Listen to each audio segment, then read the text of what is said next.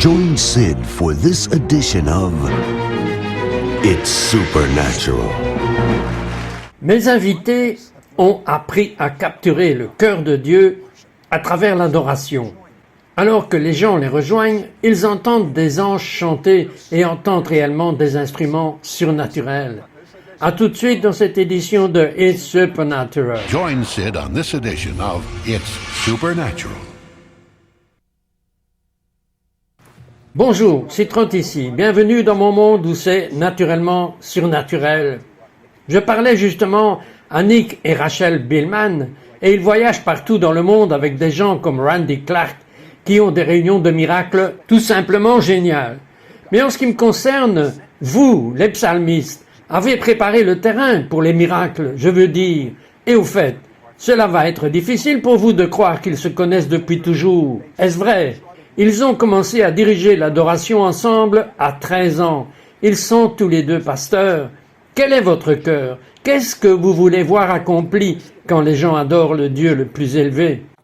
Je pense que le problème avec l'adoration, et en tant que chef de l'adoration, mon travail est d'entendre ce que Dieu chante sur les gens, comme Sophonie dit que Dieu chante sur nous, puis de le libérer sur les gens, et ensuite amener les gens à chanter en retour à leur Père. Donc, c'est un lien entre le Père et ses enfants dans l'adoration, plus que simplement chanter des chants parce que les paroles sont à l'écran.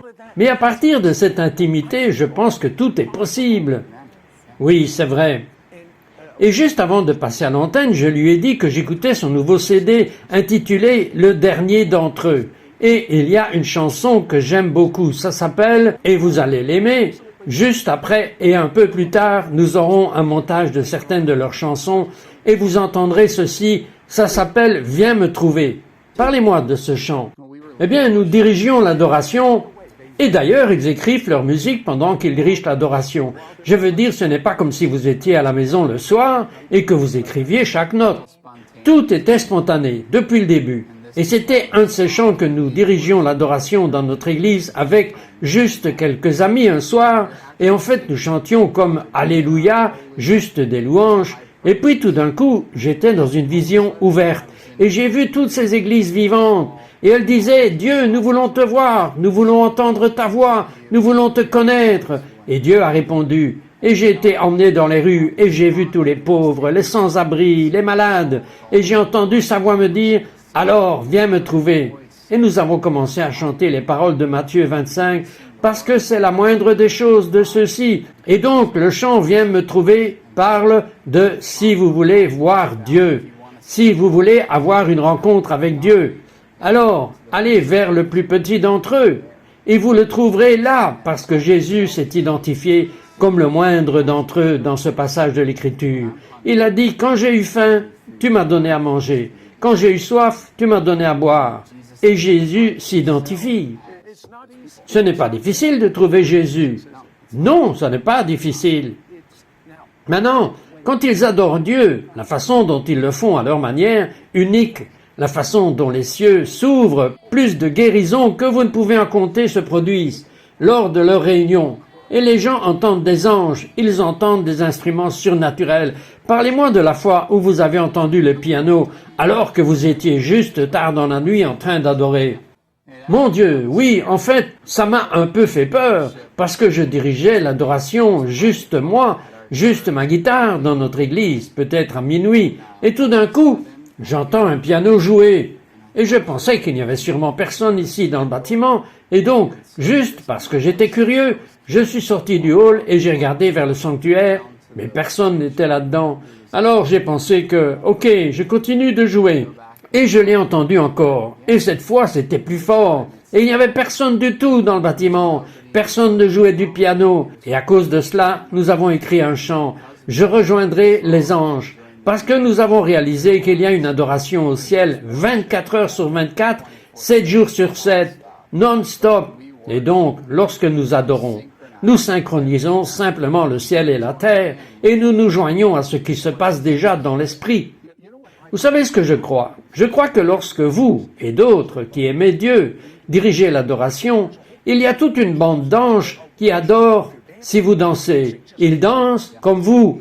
Oui, si vous chantez, ils chantent comme vous. En fait, parlez-moi de la fois où vous avez fait cet enregistrement à la maison et où vous avez trouvé une voix là-dessus. Nous, Nick et moi, avons une salle d'adoration. C'est juste une pièce que nous venons de sanctifier. C'est comme notre temps que nous allons passer avec le Seigneur dans cette pièce. Et donc, nous le faisons. Nous pouvons enregistrer là-dedans. Et donc, un jour, nous avons juste décidé de voir ce qui allait se passer. Et donc, nous avons juste spontanément commencé à chanter Alléluia. Et Nick chante juste. Et donc, je me suis joint à lui et j'ai chanté aussi. Et nous faisions juste écho les uns aux autres. Et c'était tout. Et donc, je suis monté dans la voiture après cela, nous nous dirigions vers un événement ministériel et nous conduisions dans la voiture en écoutant ce CD, juste un truc de type enregistrement à la maison. Et donc, nous conduisions dans la voiture et mon fils dit « Maman, qui est cela? Il y a un autre homme qui chante avec toi et papa. » Et tu as dit « Qu'est-ce que tu veux dire? Nous n'avons rien entendu. » Vous savez, la première fois que nous l'avons écouté, nous n'avons rien entendu. Mais vous savez ce qui s'est passé, c'est que c'était Nick qui chantait, et puis par-dessus ça, nous avons juste commencé à chanter dans l'esprit, et puis vous pouviez entendre ce chant. Après un moment, c'est comme oh oh oh, comme si ces anges devaient être excités à l'idée que vous adoriez Dieu. C'est ce que je pense. Et comment savez-vous que ce n'était pas juste un hasard dans l'enregistrement? Eh bien, nous sommes revenus et avons écouté toutes les pistes, et ce n'était sur aucune des pistes de l'enregistreur. Alors, comment expliquez-vous cela? C'est surnaturel. Et au fait, si vous avez jamais entendu un ange chanter, nous allons inclure cela avec le moindre d'entre eux, mais vous avez fait état d'instruments auditifs comme mon instrument préféré, le chauffard. Entendez-vous beaucoup de rapports de personnes entendant des sons de chauffard? Oui, en fait, nous avons eu une dame qui nous a envoyé un email, et elle a dit « J'ai beaucoup aimé que vous ayez incorporé le chauffard dans votre CD. » J'ai regardé Rachel, j'ai dit qu'il n'y en avait pas jusqu'à présent dans cette pièce, et elle avait un endroit où elle l'avait entendu dans cette chanson. Nous avons souvent des gens qui disent qu'ils ont entendu un chauffard. J'ai entendu aussi un tambourin. Je pense que les anges adorent avec vous aussi. C'est ce que je crois qui se passe. Je crois que tout le ciel adore, et quand ils adorent, des miracles ont lieu. Ne partez pas, nous revenons tout de suite après ceci. We'll be right back to It's Supernatural. Laissez-moi vous raconter mes petites histoires, courtes, édifiantes, encourageantes et inspirantes. En 30 ans, j'en ai regroupé plus de 3000. La plupart d'entre elles sont vraies ou tirées de faits réels. Je suis certain qu'elles vous encourageront comme elles m'ont encouragé. Soyez bénis. We now return to It's Supernatural. Bonjour, Citrotte ici avec Nick et Rachel Billman. Et quand ils adorent, littéralement les anges adorent avec eux. Et si vous pouvez juste entrer dans cette atmosphère, quand vos 2 enfants ont eu des naissances miraculeuses, parlez-moi de Leila, elle m'intrigue vraiment. Oui, eh bien, Leila est née tôt. J'ai commencé à accoucher à 8 mois. Et ça, c'était très inattendu, bien sûr. Et j'avais une pré-éclampsie. Et ils m'ont emmené et m'ont fait une césarienne d'urgence. Et j'étais dans les derniers stades de la pré-éclampsie où je saignais à mort. Et les médecins n'étaient pas sûrs qu'ils allaient pouvoir arrêter le saignement. Et c'est à ce moment-là que j'ai eu une expérience hors du corps, où mon corps était évidemment toujours posé sur la table, mais mon esprit est parti. Et je me regardais par-dessus la table. J'ai entendu des gens faire ça, et c'était comme si tout bougeait, au ralenti. Vous savez, certaines personnes disent « Oh, ils ont vu une lumière !» Mais vous savez, je n'ai rien vu de tel. C'était juste un immense morceau que j'avais, et j'ai regardé les médecins venir et faire savoir à Nick qu'il n'était pas sûr que j'allais pouvoir vivre. Et bien sûr, le Seigneur a fait un miracle, et le saignement s'est arrêté. Et même dans la salle de réveil, c'était incroyable, parce que nous étions dans cette pièce où c'était un environnement très stérile. Il ne savait vraiment pas si j'allais passer la nuit, cette nuit-là. Mais je me suis tourné vers Nick, et j'ai dit « Chérie, est-ce que quelqu'un a amené des fleurs ?» Et l'infirmière est alors venue, elle m'a dit « Non, personne n'est autorisé à apporter des fleurs à cet étage. » Et il y avait juste un fort parfum, comme des roses, de la cannelle, de la vanille, et ce que je sais maintenant être comme de l'encens et de la myrrhe. C'était tout simplement magnifique. À part vous, est-ce que quelqu'un d'autre l'a senti? Oui, les infirmières regardaient même autour de la pièce pour voir si quelqu'un avait caché des fleurs. Maintenant, on m'a dit que les infirmières continuaient à entrer toute la nuit pour sentir cet arôme qu'elles dégageaient. En fait, pendant leur pause, elles entraient et elles demandaient si elles pouvaient simplement venir s'asseoir dans la pièce et lire leurs livres, vous savez, juste être là. Mais vous savez que je suis vraiment intrigué par votre fille, Leila. Je veux dire, tous vos enfants ont été élevés dans cet environnement d'adoration de Dieu, et Leila, à 3 ans, elle voit un ange prêt à toucher une femme, et elle dit à la femme qui se tient devant elle, « Vous devriez bouger parce que cette femme allait tomber parce qu'un ange la touchait en ce moment, et elle a des paroles pour les gens à 3 ans. » Oui, Rachel, âgée de 3 ans, était en Afrique et nous faisions un service d'adoration, et cette femme est venue. Elle était juste retenue, juste amère, et son cœur était fermé. On pouvait dire qu'elle est juste assise là, avec un regard sévère. Et Léla est venue vers elle. Tout le monde avait essayé de prier pour cette femme, mais rien n'avait fonctionné. Et Léla s'est approchée d'elle, et elle a mis sa main sur son épaule et elle a dit « Je sais que votre maman est partie quand vous étiez petite, mais votre papa ne vous quittera jamais. » Et la dame a été brisée et s'est mise à pleurer, et c'était une parole de connaissance précise, car sa mère l'avait abandonnée. En parlant de paroles de connaissance et de besoin d'amour, vous étiez récemment à une conférence et nous allons montrer des images où nous allons pouvoir entendre un de vos chants. Dites-moi ce qui s'est passé lors de cette conférence pendant que vous dirigiez l'adoration. C'était vraiment une immersion dans l'amour du Père, et vous pouviez sentir concrètement sa présence dans la pièce. Vous pouviez sentir la chaleur de sa présence. Les gens pouvaient réellement sentir de la chaleur sur leur visage et dans leur cœur, et les gens commençaient juste à pleurer, puis à rire. Il y avait une telle atmosphère de liberté. C'était juste une expérience vraiment puissante. Ok, êtes-vous prêt à participer? Moi, je le suis. Nous ne pouvons tout simplement pas dire votre nom.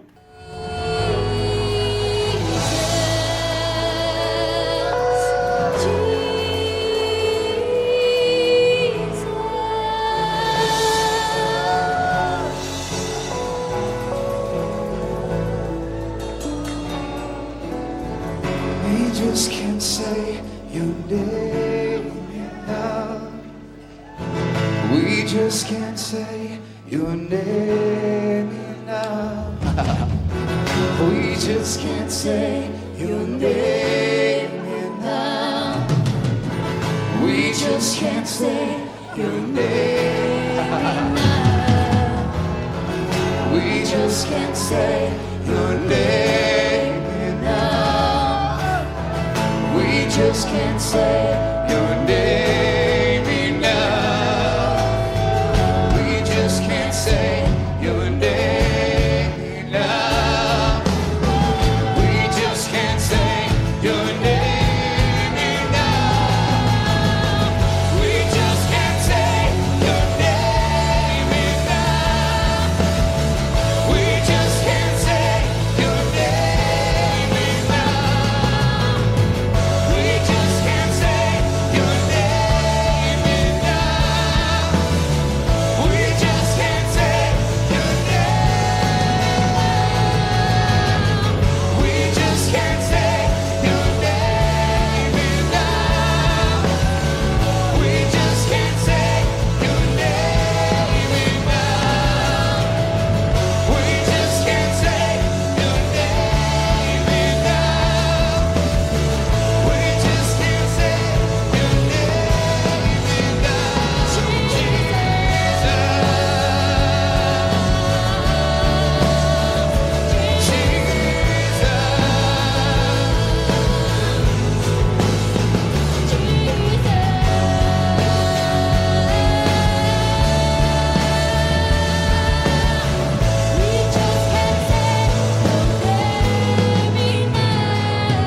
can't say your name enough. We just can't say your name enough. We just can't say your name enough. We just can't say your name enough. We just can't say your name enough. We'll be right back to It's Supernatural. Dieu vient de faire cela parce qu'il a dit cela, alors je viens de le dire, c'est la culture du paradis, que les gens au paradis peuvent avoir n'importe quelle couleur de cheveux qu'ils désirent. Il a fait l'arc-en-ciel, c'est surtout. Ce sont vos vêtements qui changent de couleur au paradis. Vous savez que l'herbe peut être de n'importe quelle couleur. Il y a des créatures là-bas, il y a des chevaux arc-en-ciel. Et c'est partout dans le paradis. C'est un signe du paradis. We now return to It's Supernatural. Citrotte ici avec Nick et Rachel Gilman. Et je ne sais pas pour vous, mais je suis tellement rempli du Saint-Esprit.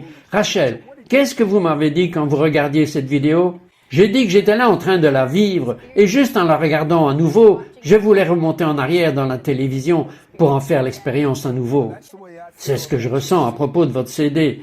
Est-ce que Dieu, je veux dire, il y a une telle présence de Dieu sur ce plateau en ce moment, est-ce que Dieu vous dit quelque chose, Nick? En fait, j'ai l'impression qu'il y a quelqu'un qui regarde en ce moment et qui a quelque chose dans l'œil droit. C'est juste une gêne constante qui provoque une vision floue. Et j'ai l'impression que cela s'est produit à la suite d'un accident de voiture ces derniers mois. Et donc, si c'est vous qui regardez en ce moment, nous déclarons simplement la guérison au nom de Jésus, qu'il touche votre œil et que cette chose disparaisse, que ce flou disparaisse et qu'il y ait une guérison totale au nom de Jésus. Parlez-moi, parce que je suis très intrigué par cela. Vous allez souvent au Brésil, non seulement pour diriger l'adoration et voir des miracles, mais vous allez au Brésil parce que Dieu vous a donné de la compassion pour le commerce du sexe. Expliquez brièvement ce qui se passe au Brésil. Eh bien, au Brésil, il y a plus d'1,5 million de prostituées, et c'est une économie forte dont on n'entend pas beaucoup parler. Mais il y a des prostituées partout, et donc nous y allons et nous passons du temps dans la rue avec les prostituées et les travestis, et nous apportons juste comment vous pouvez aimer votre père. Nous avons parlé à des prostituées dès l'âge de 11 ans, et à des rapports faisant état de prostituées dès l'âge de 6 ans. Que recherchent ces jeunes enfants? Ils cherchent un père. Le vrai problème au Brésil n'est pas la prostitution, mais c'est l'absence de père. C'est l'orphelinat qui a envahi les rues du Brésil. Vous allez bien tous les deux aux États-Unis, alors pourquoi partez-vous vivre au Brésil? Parce que quand je suis allé là-bas pour mon tout premier voyage, Dieu m'a brisé le cœur pour ces filles, et je les ai vues dans les rues, et chacune d'elles avait le visage de ma fille sur elle, et j'ai réalisé qu'elles sont les filles de Papa Dieu. Elles sont les filles de Dieu qui sont dans les rues, et elles ne savent pas qu'elles ont un père, et ainsi, ça vaut le coup pour nous d'y aller. Et vous aimez offrir des roses à certaines de ces petites filles. Parlez-moi d'une à qui vous avez donné une rose. Nous avons donné une rose à une prostituée dans la rue en avril, et c'était en fait un homme qui était travesti. Et nous lui avons donné cette rose, et nous lui avons donné une lettre qui parle juste de l'amour du Père. Et ce sont juste des écritures qui sont écrites sous forme de lettres pour dire que ton papa t'aime.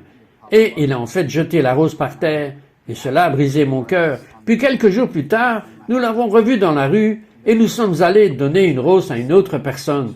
Puis nous sommes allés chercher la lettre, et il a dit « Ah, vous devez la lire, parce que c'est la plus belle chose que j'ai jamais lue. J'ai la mienne juste ici. » Et il l'a sortie, et il l'a lue encore et encore depuis que nous lui avons donné, et Dieu a touché son cœur. Maintenant, nous allons faire un montage de votre musique, et cela donne, vous savez, juste un peu de saveur, mais je veux que vous vous prépariez à recevoir quelque chose de Dieu. Rachel, que voulez-vous qu'il reçoive quand il voit cette sélection de votre adoration? Je pense que nous chantons si souvent sur les choses que Dieu fait, mais vous savez que nous aimons chanter sur qui est Dieu, vraiment.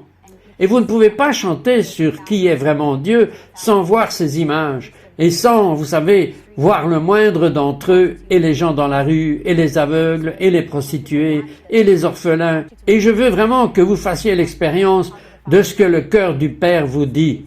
Car il ne cherche pas la perfection dans votre vie. Il vous prend tel que vous êtes, et il veut juste verser son amour dans votre vie. Avez-vous entendu ce qu'elle vient de dire? Dieu veut déverser son amour dans votre vie. Préparez-vous à recevoir. Je vous dis que vous allez recevoir son amour. Maintenant, jetons un coup d'œil. Jesus, your love comes around me, and your love comes around me, and your love comes around me, and your love, Jesus, yeah, yeah, Jesus.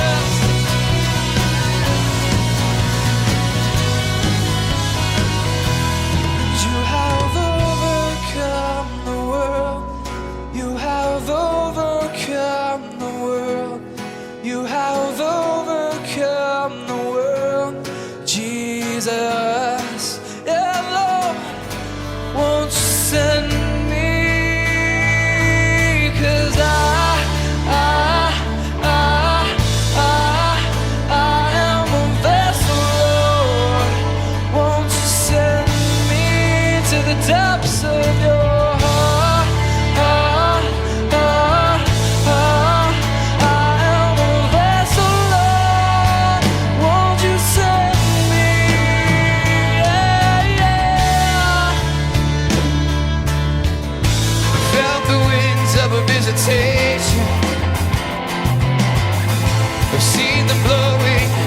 the fields of blue bright.